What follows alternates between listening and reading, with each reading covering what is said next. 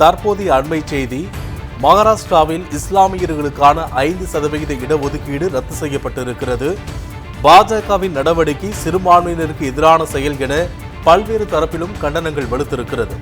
மகாராஷ்டிராவில் இஸ்லாமியர்களுக்கான 5% இடஒதுக்கீட்டை ரத்து செய்து அம்மாநில பாஜக அரசு உத்தரவிட்டிருக்கிறது. இதற்கு அரசியல் கட்சிகள் கடும் எதிர்ப்பு தெரிவித்துள்ளன. மகாராஷ்டிராவில் இஸ்லாமியர்களுக்கு கல்வி, வேலைவாய்ப்பில் 5% இடஒதுக்கீடு வழங்கி காங்கிரஸ், தேசியவாத காங்கிரஸ் கூட்டணி அரசு 2014இல் அவசர சட்டம் இயற்றியது. 2014 அவசர சட்டம் மூலம் வழங்கப்பட்ட 5% இடஒதுக்கீட்டை ரத்து செய்து மகாராஷ்டிரா மாநில பாஜக அரசு உத்தரவிட்டிருக்கிறது. இஸ்லாமியர்களுக்கான 5% இடஒதுக்கீடு ரத்து செய்யப்பட்டதற்கு காங்கிரஸ், தேசியவாத காங்கிரஸ், சமாஜ்வாதி உள்ளிட்ட எதிர்க்கட்சிகள் கடும் எதிர்ப்பு தெரிவித்திருக்கின்றன.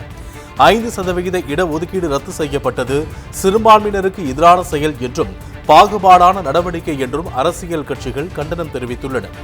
இது தொடர்பாக எமது சிறப்பு செய்தியாளர் பால்முருகனிடம் கூடுதல் தகவல்களை கேட்கலாம். வணக்கம் பால்முருகன், கூடுதல் தகவல்.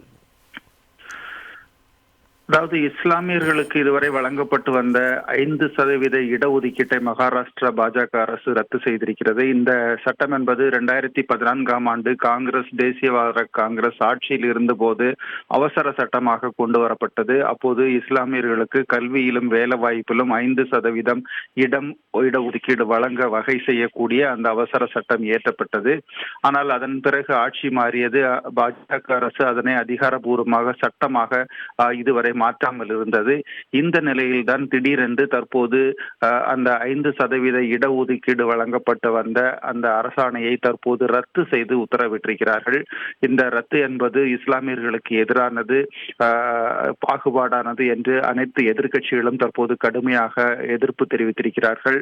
ரம்ஜான் மாதம் தொடங்கியுள்ள நிலையில் இந்த அவசர உத்தரவு எதற்கு என்ற கேள்வி எழுந்திருக்கிறது.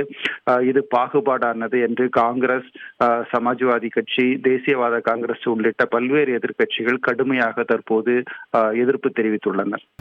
மாநில பாஜக அரசு உத்தரவிட்டு இருக்கிறது. இது தொடர்பான விரிவான தகவல்களை எமது சிறப்பு செய்தியாளர் பால்முருகன் வழங்க கேட்டோம். நன்றி பால்முருகன்.